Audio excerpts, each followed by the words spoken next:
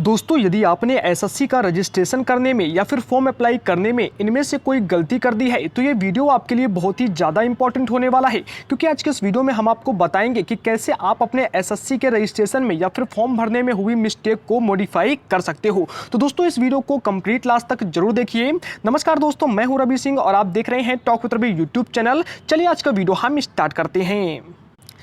तो देखिए दोस्तों, सबसे पहले मैं आपको बता दूं कि अगर आपने एसएससी का रजिस्ट्रेशन करने में कोई गलती कर दी है तो आपके लिए ये वीडियो बहुत ही यूज़फुल हो सकता है। लेकिन अगर आपने एसएससी का कोई फॉर्म फाइनल सबमिट कर दिया है तो फिर आप उसमें हुई गलती को सुधार नहीं सकते हो। अगर अब बात करते हैं कि अगर आपने रजिस्ट्रेशन किया है और रजिस्ट्रेशन करने में गलतियां कर दिया है, गलती आपकी हो सकती है आपके क्वालिफिकेशन में कोई गलती कर दिया है, आपने अपने 10th क्लास का रोल नंबर, उसका परसेंटेज या फिर बोर्ड वगैरह गलत कर दिया है, अपना एड्रेस गलत कर दिया है,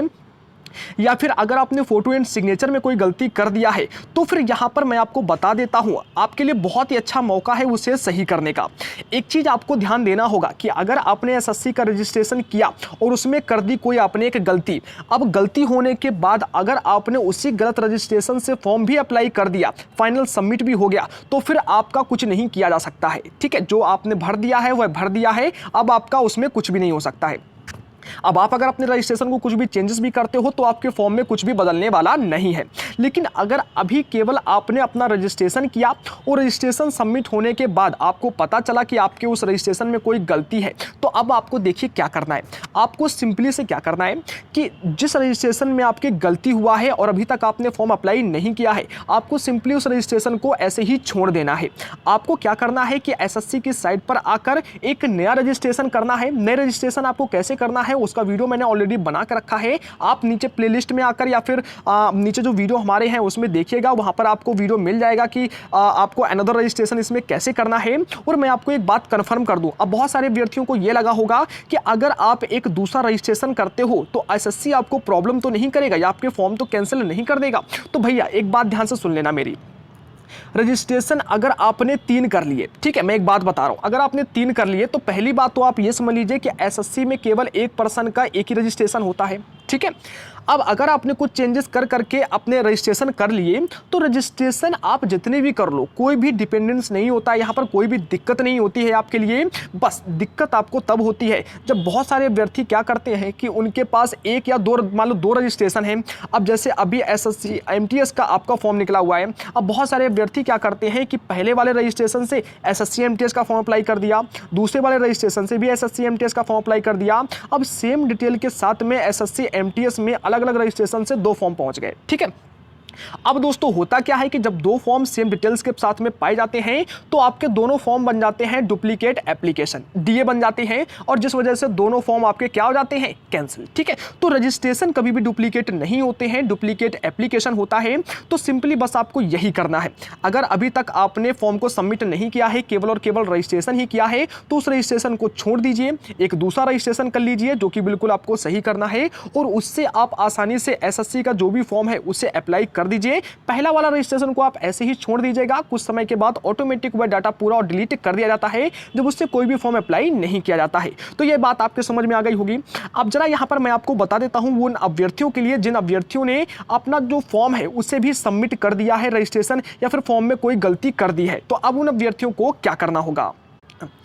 देखिए दोस्तों, अगर आपने एसएससी का रजिस्ट्रेशन किया या फिर फॉर्म अप्लाई किया है और उसमें आपने कुछ गलती कर दी है तो आपको घबराने की कोई भी जरूरत नहीं है, क्योंकि मैं आपको यह बता देता हूं कि अगर आपकी यह गलती हुई है तो आपको बिल्कुल भी चिंता नहीं करना है। सबसे पहले तो दोस्तों मैं आपको बता दूं कि अगर आपने अपने एजुकेशन में, यानी कि जो क्वालिफिकेशन है 10th क्लास का या 12th क्लास का जो डेटा वगैरह फिल किया है, अगर उसमें रोल नंबर, बोर्ड वगैरह कुछ गलत हो गया है तो आपको बिल्कुल भी चिंता नहीं करना है, क्योंकि आपके डॉक्यूमेंट वेरिफिकेशन के टाइम पर वह सही करा दिया जाएगा, अभी आपका एडमिट कार्ड जारी हो जाएगा। ठीक है, तो उस टाइम पर आपको चिंता नहीं करना है।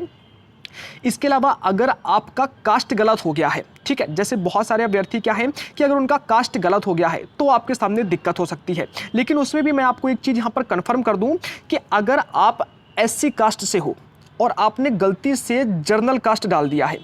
तो आपके सामने दिक्कत ज़्यादा नहीं होगी, क्योंकि आपका सिलेक्शन फिर जनरल कैटेगरी के अंदर होगा, यानी कि आपको तो इससे नुकसान होने वाला है। लेकिन अगर आप जनरल कैटेगरी के कैंडिडेट हो और आपने गलती से या कुछ भी करके अगर ओबीसी या फिर उससे छोटी कास्ट को डाल दिया है, मतलब कोई एक अनदर वो कास्ट को डाला है जिसका कट ऑफ जो है वो कम जाता है, ठीक है, तो दोस्त आपको क्या करना है कि आपको बड़ी गलती होने वाली है आपसे, और आपको डेफिनेटली डीवी यानी कि डॉक्यूमेंट वेरिफिकेशन में आउट कर दिया जाएगा, ठीक है। क्योंकि जनरल कैटेगरी के अगर आप कैंडिडेट हो, आपका कट ऑफ आपको पता है कि जनरल कैटेगरी का जो कट ऑफ होता है हाई जाता है बाकी जो कट ऑफ होती है उनसे। अब ओबीसी का अगर कट ऑफ है और ओबीसी का कट ऑफ अगर जाता है 75, तो जनरल कट ऑफ लगभग इससे 2-3-4 नंबर ज़्यादा ही जाएगा। तो आपका फिर सिलेक्शन ओबीसी कैटेगरी के अंदर होगा जो आपने फिल करके रखा होगा वहां पर, लेकिन आप जनरल कैटेगरी के हो कैंडिडेट हो और आपके पास कोई सर्टिफिकेट भी नहीं है ओबीसी का, तो फिर आपको परेशानी होने वाली है। तो कैटेगरी को लेकर इस बात को आप ध्यान से समझ लीजिएगा।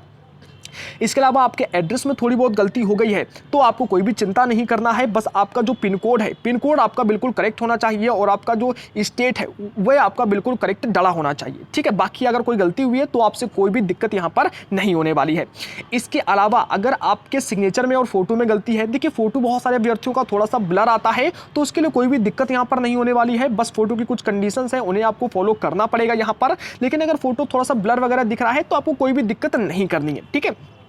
अब बहुत सारे अभ्यर्थियों का क्या होता है कि फोटो या फिर सिग्नेचर उल्टा अपलोड हो जाता है, या सिग्नेचर इतना छोटा होता है कि बिल्कुल दिखता ही नहीं है। तो भैया ऐसे अभ्यर्थियों के लिए बड़ी परेशानी यहाँ पर होने वाली है। चांस है 50% उनका जो फॉर्म है वह कैंसिल होने का, लेकिन मैं आपको यही सजेशन दूंगा कि कृपया अपनी तैयारी करते रहें, क्या पता आपका एडमिट कार्ड जारी कर दिया जाए, ठीक है। तो बाकी जो भी होगा वह हम आप सभी तक वीडियो पहुंचाते रहेंगे यहाँ पर। तो अगर आपको कुछ ऐसी गलती आपके हो गया है तो डेफिनेटली आपको कोई भी परेशानी नहीं होने वाली है, या फिर अगर आपने ऐसी गलती किया है तो आपको बड़ी परेशानी हो सकती है एसएससी का यहाँ पर जो डीवी डॉक्यूमेंट वेरिफिकेशन होगा उसमें, ठीक है। तो दोस्तों अगर आपको वीडियो पसंद आया हो तो प्लीज इस वीडियो को एक लाइक जरूर कर दीजिएगा, और चैनल पर पहली बार आए हैं तो प्लीज इस चैनल को सब्सक्राइब कर लीजिए ताकि आप सभी तक ऐसे ही इंपॉर्टेंट इन्फॉर्मेशन सबसे पहले मिलती रहे। अगर आपको कोई भी डाउट लगता है या फिर आपने कोई गलती वगैरह कर दिया है, आपको समझ नहीं आ रहा है, तो आप हमें कमेंट कर सकते हैं या फिर आप हमें कॉल कर सकते हैं। हम आपकी कॉल या फिर कमेंट का जवाब जरूर देंगे। Thank you so much.